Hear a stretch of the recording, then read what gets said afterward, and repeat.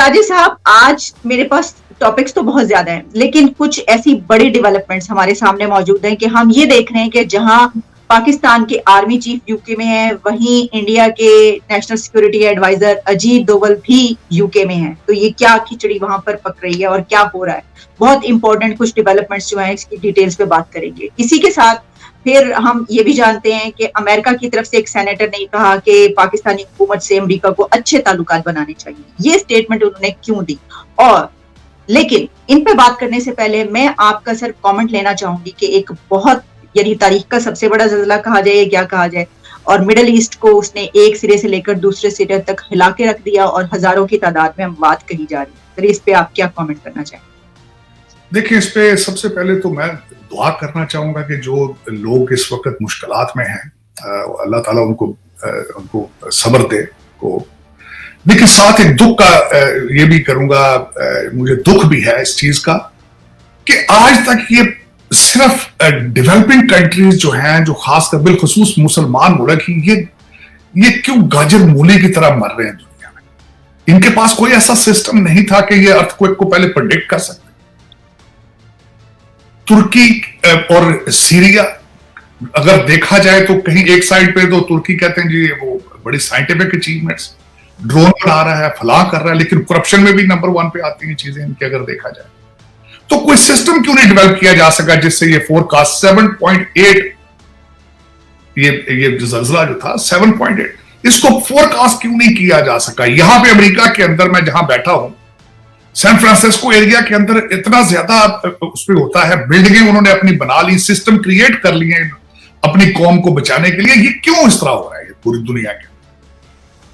इस चीज का दुख है, अफसोस है, और मेरे ख्याल में ये होता रहेगा क्योंकि हमारे अंदर चीजें खराबियों से भरी पड़ी हैं। दुनिया का सेकंड बिगेस्ट रिलीजन है, और खासकर अफसोस जो मुझे सबसे ज्यादा है, जिसका पहला लफ्ज इकरार है, पढ़ो, वो दुनिया की सबसे इस वक्त अनएजुकेटेड कौम, ना तालीम याफ्ता कौम सबसे बड़ी इस वक्त मुसलमान है, जिनकी किताब शुरू ही इकरा से होती है। इस वक्त आपको जिहाद का पता नहीं क्या सर पे चढ़ गया है, ना पता है जिहाद के स्पेलिंग क्या है। तो ये फिर मेरा मकसद है कि सिस्टम क्रिएट करना चाहिए था इन कौमों को। एग्जैक्टली, बिल्कुल। दुनिया में मर रहे हैं, कीड़ियां मर रही हैं, दुख ज्यादा हुई। ये मेरी फीलिंग्स है इस ज़ल्ज़ले के ऊपर कि why they did not have a system in effect to forecast this.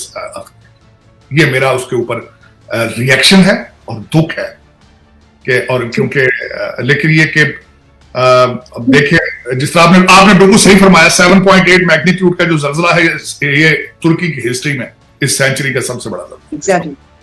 तो साहिद साहब, ये जो आपने पॉइंट रेज किया ना, मेरे ज़हन में नहीं था, लेकिन आपने बड़ी जबरदस्त ये बात की कि क्यों इन कंट्रीज में क्यों इस तरह होता है और ये ज़ल्ज़ले आते हैं। बिल्कुल सही कहा आपने। अच्छा सर, बढ़ते हैं अपने टॉपिक्स की तरफ। हमारा आज जो पहला टॉपिक जिस पे हम बात करेंगे साजिद साहब, ये आर्मी चीफ का यूके पहुंचना, वहां पर जाना, अब 7 दिन का विजिट कहा जा रहा है, और 6 या 7 दिन का। और इसी के साथ हमने ये भी देखा कि दूसरी तरफ से जो इंडिया के नेशनल सिक्योरिटी एडवाइजर है वो भी यूके पहुंचे हुए हैं, बल्कि ऋषि सुनक जो प्राइम मिनिस्टर है वहां के, उनसे उनकी मुलाकात भी हुई। क्या सिग्निफिकेंस है एक ही टाइमिंग और दोनों का वहां पर होना, पाकिस्तान और इंडिया की? वहां पे क्या चल रहा है? देखिए, इस वक्त मैं अगर हैरान 2-3 पॉइंट में मैं अपनी पर्सनल चीजें बताना चाहूंगा। अल्टीमेटली मेरे पास कोई इनसाइड इंफॉर्मेशन तो नहीं है कि आर्मी चीफ इस नाजुक वक्त में क्यों आए हैं, बट सिग्निफिकेंट ये जरूर है कि इस वक्त पाकिस्तान के हालात ऐसे हैं कि वहां से आर्मी चीफ का लंदन आना कोई it's not that easy decision. मेरे ख्याल में सर्कमस्टांसेस पाकिस्तान के बहुत खराब चल रहे हैं इस वक्त, बहुत बुरे हालात हैं इस वक्त। जिस तरह मैंने कल ट्वीट किया था कि $85 बिलियन का जो असला छोड़ के गए थे अमेरिकन, वो आहिस्ता आहिस्ता पेशावर पहुंच चुका है, और पेशावर से इस्लामाबाद का रास्ता सिर्फ 2 घंटे 33 मिनट का है। तो इस दौर के अंदर, इस टाइम के इशू के अंदर, जिस तरह वहां पे आपके रेड जोन के अंदर घुस के उन्होंने मारा है, इन सर्कमस्टांसेस के अंदर मिलिट्री चीफ का यहां पर आना, क्योंकि military chief is the only serious person in Pakistan right now, अगर देखा जाए, जो कि has some ability to either solve something और डू समथिंग। दूसरे लोग तो टेस्टेड हैं, उनके कोई हालात नहीं, तो वो कभी जेल भरो तो जेल से निकलो, तो कभी कुछ करो तो कभी कुछ करो, दे आर नॉट। और दूसरा जो है वो छोटे मियाँ साहब जो है, वो जो मैं उनको छोटा वजीर आजम कहता हूँ, बड़ा वजीर आजम तो लंदन में बैठा है, वो 78 लोग लेके बैठा है, मेयर का, इस्लामाबाद का मेयर है। इट इज वो तो बयान चीजों के है सारा सिस्टम इस वक्त आपका, you don't have any system. तो लेकिन उसमें जब मैं अजीत डोवाल साहब का देखता हूं, वो अभी वॉशिंगटन डीसी से गए हैं, यहां पे भी उनकी काफी मीटिंग्स थी। मेरा जाती तौर पे ख्याल ये है कि इसकी सिग्निफिकेंस हमारे आर्मी चीफ के साथ जो है वो हो सकता है, मेरे ख्याल में उसके साथ कोइंसिडेंस है, बीइंग इन वन टाउन।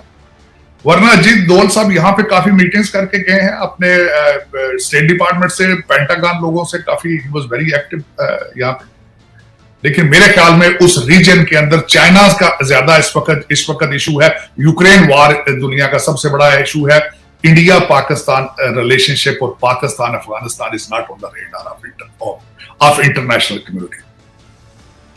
अब हमारे आर्मी चीफ का आना जो था उस इंग्लैंड इन इस सेंसिटिव टाइम के ऊपर ultimately is not a very ordinary, उसके पीछे कोई अवामल जरूर होंगे।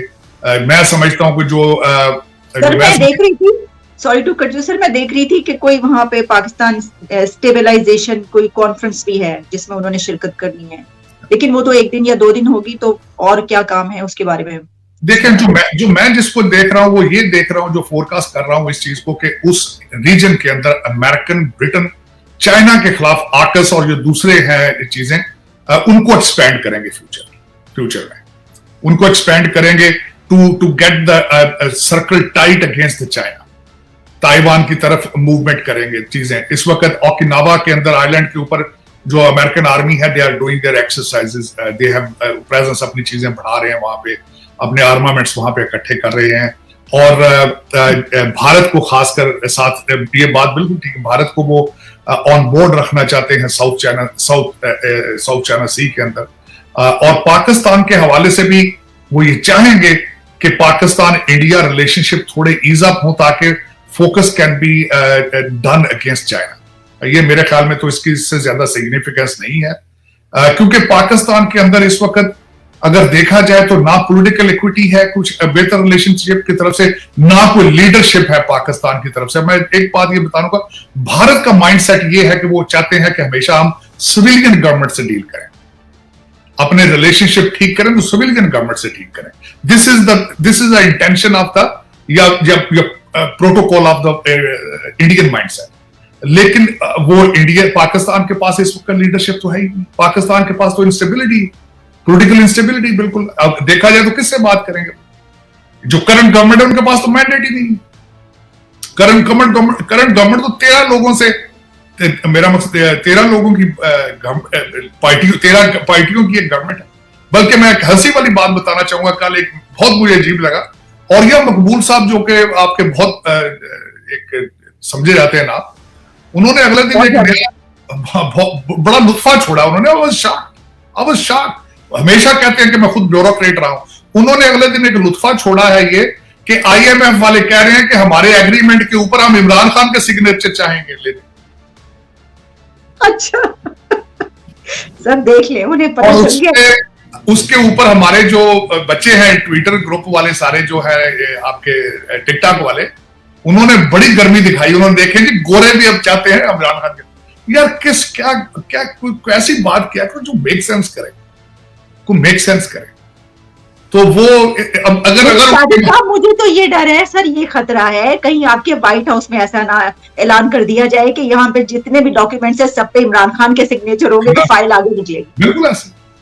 दर हकीकत ये कि उन्होंने जोर इतना लगाया है, जो उन्होंने यूटर्न सबसे बड़ा मारा है मैं समझता हूं, जिसकी वजह से पाकिस्तानी बेचारे मजबूर हो चुके हैं, वो उन्होंने नया पाकिस्तान से अमल बिन मारूफ ये यूटर्न लिया है। और ये बड़ा खतरनाक यूटर्न, गद्दारी और मजहब का जो कार्ड होता है बहुत खतरनाक है। और डेवलपिंग कंट्री जहां लोगों की तालीम ना हो, बहुत बिकता है, बहुत बिकता है। आप देखें ना, आपके आस्ताना शरीफ कितने चलते हैं, आपका कंट्री तो मुर्शद चला रहे हैं आपके। तो उन्होंने ऑन चौधरी साहब ने कितना खास इंकशाफ किया है कि सेक्रेटरीज की तस्वीरें देखकर जो फर्स्ट लेडी प्रमोट करती थी, ट्रांसफर करती, जो सेक्रेटरीज ऑफ द डिपार्टमेंट उनकी तस्वीरें देखकर, उनके नाम के स्पेलिंग्स देखकर फर्स्ट लेडी डिसीजन लेती थी कि इसको कहां लगाया जाए। ये डेवलपिंग कंट्री, ये अंदाजा लगाएंगे। सर हो सकता है वो और मौकल वगैरह से पूछ के पता चलता हो कि कौन अच्छा है कौन नहीं, सर ये भी तो है ना। ये भी ऑन चौधरी साहब ने इंकिशाफ किया था कि मैं जिसने अपनी जिंदगी के कीमती साल खान साहब को दिए इतने ज्यादा, उनको जिस दिन उन्होंने ओथ लेना था रात को उन्होंने फोन करके कहा था कि मैडम को ख्वाब आया है कि अगर आप आए हल्फ बरदारी की उस इवेंट में तो ये बदशगुनी होगी और मैं शायद वजीर आजम नहीं बन सकूंगा। ये this is the mind set of your next prime minister. And और कौम जो मैं हैरान हूं, पढ़े लिखे बंदे, मैं ट्वीट करता हूं, आधे मुझे क्रिटिसाइज करने वाले कायदे आजम यूनिवर्सिटी के ग्रेजुएट होते हैं जो मेरे पीछे पर चैलेंज करते मेरी बातों को बगैर किसी ग्राउंड रियलिटी को देखे। क्योंकि एक रिलीजन एक ऐसी चीज होती है कि जब गद्दारी और रिलीजन को मिक्स करके यूज करें तो ये एक मजाइल बन जाता है, और वो चला दिया उसने बंदे। इसके बाद उसके पास है कुछ नहीं। अब इससे आगे ये हो सकता है तावीज देना शुरू कर दे, हो सकता है कहीं यार अमर बिल मारूफ के बाद अगला स्टेज ये है कि जलसों में आओ तो तावीज भी लो, फूंके मारना शुरू कर दें। अब इससे अगली स्टेज तो ये। सर पहले ये जो जेल भरो है, तो जेल भरो क्या भर जाएंगी जेलें?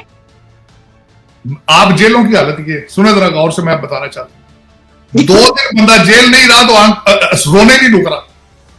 2 दिन जेल नहीं है पूरी, और नेशनल पब्लिक टीवी पे रोया जा रहा है। अब आगे एक और आपके मारूफ एंकर की बात बताता हूं। जेल आप खुद इससे कंक्लूड कीजिएगा कि जेल के क्या हालात होंगे। एक बहुत बड़े एंकर ने अगले दिन कहा है कि जब शेख साहब जेल में थे तो मैं मिलने गया, तो मैंने रावलपिंडी जेल में, तो मैंने जेल सुपरिटेंडेंट और कुछ जो अमला बैठा था उनसे मैंने पूछा कि भाई आप, ये तो बड़ी इंपॉर्टेंट जेल है, यहाँ तो बहुत ज्यादा सियासी लीडर आते हैं, सबसे ज्यादा कमजोर कौन होता था जेल में? तो उन्होंने कहा सबसे ज्यादा कमजोर शेख रशीद होते थे। ये रोते थे हर वक्त, शिकायत करते थे, कभी पानी ठंडा दो, कभी पानी गर्म दो, कभी मुझे उधर बिठाओ, कभी इधर बिठाओ, और बार बार कालें करते थे मेरी फलां सेक्रेटरी अफसर से बात कराओ, फलां से करो, और भागते रहते थे, उनके फोन जब आते थे। और सबसे स्ट्रॉन्ग जो रहा है, Yusuf Raza Gilani was the strongest person in the jail. ये this is what I am not saying, ये जावेद चौधरी साहब ने डिस्क्लोज किया। तो अगर इस तरह के लोगों ने, ये क्या जेल इन्होंने भरनी, तो क्या इन्होंने जाना है। दूसरा, मैं हमेशा आपको आलिया ये कहता रहता हूं, क्योंकि मैं खुद इसी चीज का हिस्सा